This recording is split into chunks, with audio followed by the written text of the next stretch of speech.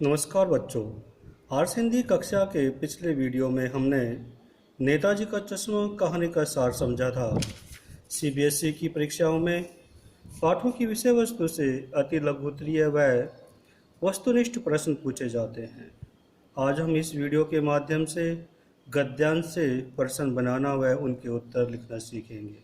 सबसे पहले हम अपनी सुविधा के अनुसार पाठ को विभिन्न उपभागों में बांट लेंगे और उपभागों में इस तरह से बांटेंगे कि हम उसमें से अपने प्रश्नों को करने में सक्षम हो सकें।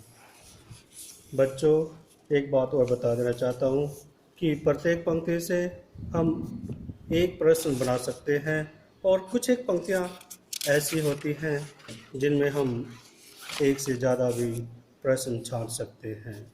इस तरह से मैंने इस पाठ को लगभग 6 भागों में बांट लिया है और प्रत्येक भाग से आज हम 5 प्रश्न करेंगे, क्योंकि अगर हम प्रत्येक पंक्ति को प्रश्न के रूप में लेंगे तो हमारी वीडियो बहुत ज़्यादा लंबी हो जाएगी। सबसे पहले हमारा प्रश्न पहली पंक्ति में हम देखते हैं कि पंक्ति है, हालदार साहब को हर 15वें दिन कंपनी के काम के सिलसिले में उस कस्बे से गुजरना पड़ता था। अब यहाँ पर हम इस प्रश्न को अलग अलग तरीके से कर सकते हैं। पहला प्रश्न हम इसमें इस तरह से बना सकते हैं कि हर 15वें दिन कंपनी के काम के सिलसिले से कस्बे से किसको गुजरना पड़ता था, तो इसका उत्तर हम लिख सकते हैं हालदार साहब को।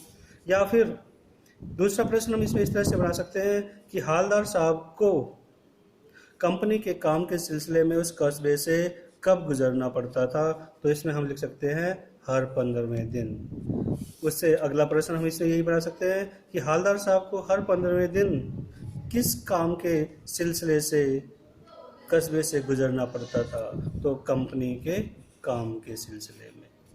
उसके बाद चौथा प्रश्न इसमें हम बना सकते हैं कि हालदार साहब को हर 15वें दिन कंपनी के काम के सिलसिले में कहाँ से गुजरना पड़ता था, तो इसका हम उत्तर कर सकते हैं कस्बे से। इस प्रकार हम पंक्ति से प्रश्न बनाकर उसका उत्तर लिख सकते हैं। इसमें हम अगला प्रश्न बना सकते हैं कि कस्बे में क्या क्या था, तो हम उत्तर लिख सकते हैं कस्बे में एक लड़कों का स्कूल था, एक लड़कियों का स्कूल था, एक सीमेंट का कारखाना था, 2 ओपन एयर सिनेमा घर थे, एक नगर पालिका थी।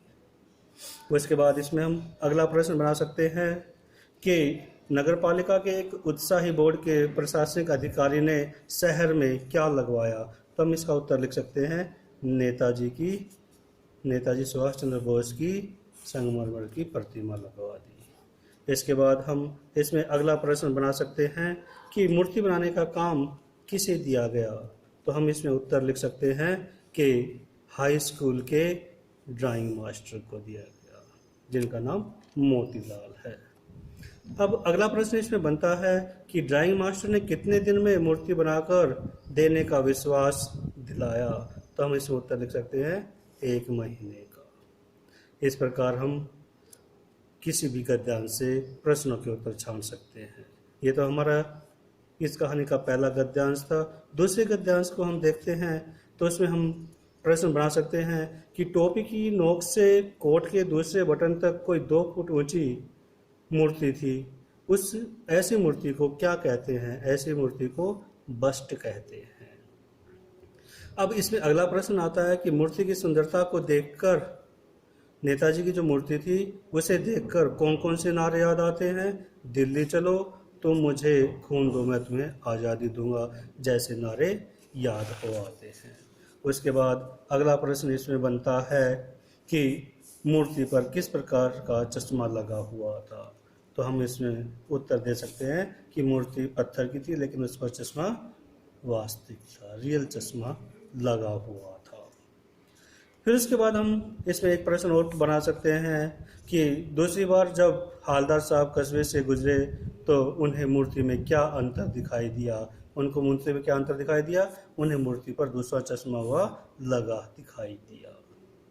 अगला प्रश्न हम इसमें बना सकते हैं कि जब हालदार साहब ने देखा कि मूर्ति पर चश्मा बदला हुआ है तो उनके मन में क्या विचार आया? उनके मन में विचार आया कि मूर्ति कपड़े नहीं बदल सकती, लेकिन चश्मा तो बदल सकती है। ये हमारे दूसरे गद्यांश के उत्तर थे, दूसरे उपभाग के उत्तर थे। अब तीसरे भाग में हम देखते हैं। तीसरे भाग का हमारा पहला प्रश्न बनता है कि हालदार साहब की कस्बे से गुजरते समय क्या आदत बन गई थी। तो उनकी क्या आदत बन गई थी? वो चौराहे पर रुकते थे, पान खाते थे और मूर्ति को ध्यान से देखते रहते थे। उसके बाद अगला प्रश्न इसमें बनता है कि पान वाला कैसा आदमी था। तो पान वाला एक काला, मोटा और खुश मिजाज आदमी था। अगला प्रश्न हम इसमें बना सकते हैं कि पान वाले ने हालदार साहब के को चश्मे वाले के बारे में क्या समझाया। तो उन्होंने क्या समझाया कि जो चश्मा वाला है, जो कैप्टन है, वो मूर्ति का चश्मा बदल देता है। इसके बाद जो अगला प्रश्न आता है उसमें पूछा गया जा सकता है कि चश्मे वाले का क्या नाम था। तो हम क्या लिख सकते हैं? चश्मे का वाले का नाम कैप्टन है। इस तरह से हम प्रश्न बनाते रहेंगे। अगला प्रश्न हमारा अगले पड़ाव से है। उसमें हम पहला प्रश्न पूछ सकते हैं कि हालदार साहब ने पान वाले से क्या पूछा। तो हालदार साहब ने पान वाले से क्या पूछा कि नेताजी का वास्तविक चश्मा, ओरिजिनल चश्मा कहाँ गया। पान वाले ने हंसते हुए हालदार साहब को क्या उत्तर दिया? उसने क्या कहा? मास्टर चश्मा बनाना भूल गया। उसके बाद अगला प्रश्न बनता है कि पान वाले के इस प्रकार के जवाब से हालदार साहब को कैसा अनुभव हुआ। वो चकित एवं गर्वित हो गए। अगला प्रश्न हमारा इसमें बनता है कि हालदार साहब देशभक्ति की भावना रखने वाले लोगों के साथ कैसा व्यवहार करना चाहते हैं। देशभक्ति के सामने वो नतमस्तक होना चाहते हैं। अब हमारा अगला पड़ाव, अगले पड़ाव में हम प्रश्न बना सकते हैं कि हालदार साहब ने जब पान वाले से पूछा क्या कैप्टन किसी फौज में था, तो हालदार साहब के इस प्रश्न का उत्तर पान वाले ने दिया कि नहीं, वो लंगड़ा क्या जाएगा फौज में, वो तो पागल है। जब उसने इस प्रकार का उत्तर दिया तो हालदार साहब उसको आश्चर्यचकित होकर देखते रह गए। अब अगला प्रश्न इसमें बनता है कि पान वाले के इस प्रकार के उत्तर, पान वाले का कौन सा उत्तर हालदार साहब को अच्छा नहीं लगा। तो इसमें हम क्या लिख सकते हैं? एक देशभक्त का मजाक उड़ाना उन्हें अच्छा नहीं लगा। अगला प्रश्न हम इसमें बना सकते हैं कि कैप्टन कैसा आदमी था। तो उसका उत्तर हम दे सकते हैं कि वह एक बेहद बूढ़ा मरियल सा लंगड़ा आदमी था, जो गांधी टोपी पहने हुए था, आंखों पर काला चश्मा लगाए हुए था।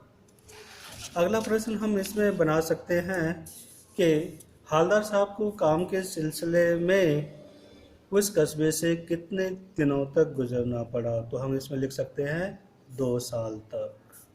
अगला प्रश्न हम इसमें बना सकते हैं कि मूर्ति पर किस किस प्रकार के चश्मे लगते रहे। तो इसका हम उत्तर लिख सकते हैं, कभी गोल चश्मा लगता रहा, कभी चौकोर, कभी लाल, कभी काला, कभी धूप का, कभी बड़े कांच वाला गोगो चश्मा लगता रहा। और इसी तरह से हम हमारा जो अंतिम पड़ाव है उसके प्रश्न उत्तर छांटेंगे। उसमें हमारा पहला प्रश्न बनता है कि जब हालदार साहब कस्बे से गुजर रहे थे तो उन्होंने मूर्ति को देखा तो किस बात की कमी महसूस हुई, या इसको हम ये कह सकते हैं कि हालदार साहब को मूर्ति पर क्या दिखाई नहीं दिया। तो हम इसका उत्तर क्या देंगे कि मूर्ति पर चश्मा दिखाई नहीं दिया। अगला प्रश्न हम पूछेंगे कि हालदार साहब ने पान वाले से क्या पूछा। तो उत्तर है कि हालदार साहब ने पान वाले से पूछा कि क्या बात है, नेताजी की मूर्ति पर चश्मा क्यों नहीं है। उसके बाद अगला प्रश्न हम पूछेंगे कि हालदार साहब के इस प्रश्न का पान वाले ने क्या उत्तर दिया। तो पान वाले ने क्या उत्तर दिया कि कैप्टन मर गया है। जब हालदार साहब ने कैप्टन की मृत्यु का समाचार सुना तो उनके मन में अनेक तरह के विचार दौड़ने लगे। अब ऐसा ही प्रश्न इस विचार से बनता है कि हालदार साहब कैप्टन की मृत्यु पर क्या सोचते हुए वापस लौटे। तो क्या सोचे कि क्या होगा उस कौम का जो अपने देश की खातिर घर गृहस्थी जवानी जिंदगी सब कुछ होम देने वाले पर हंसती है और अपने लिए बिकने के मौके ढूंढती है। अगला प्रश्न हमारा इसमें बनता है कि हालदार साहब ने ड्राइवर को क्या कहा था। तो उत्तर बनेगा, हालदार साहब ने ड्राइवर को कहा था कि चौराहे पर रुकना नहीं है, आज बहुत काम है और पान आगे कहीं खा लेंगे। और इसमें हम एक प्रश्न और बना लेते हैं कि जब हालदार साहब ने मूर्ति को देखा तो एकदम से चौंक कर जीप से क्यों कूद पड़े थे। तो उत्तर हम दे सकते हैं क्योंकि उन्होंने मूर्ति की आंखों पर सरकंडे से बना चश्मा लगा देखा था। इस प्रकार हम प्रश्न छांट सकते हैं और बहुत ही सरल तरीके से उनके उत्तर दे सकते हैं। जैसे कि मैंने पहले ही बताया था कि हम प्रत्येक पंक्ति से प्रश्न बना सकते हैं, क्योंकि वीडियो ज़्यादा लंबी हो जाती है इसलिए हमने इसमें जो मुख्य मुख्य प्रश्न थे वो छांटने का प्रयास किया है और मुझे आशा है कि ये आपके मार्गदर्शन में सहायक होंगे। धन्यवाद।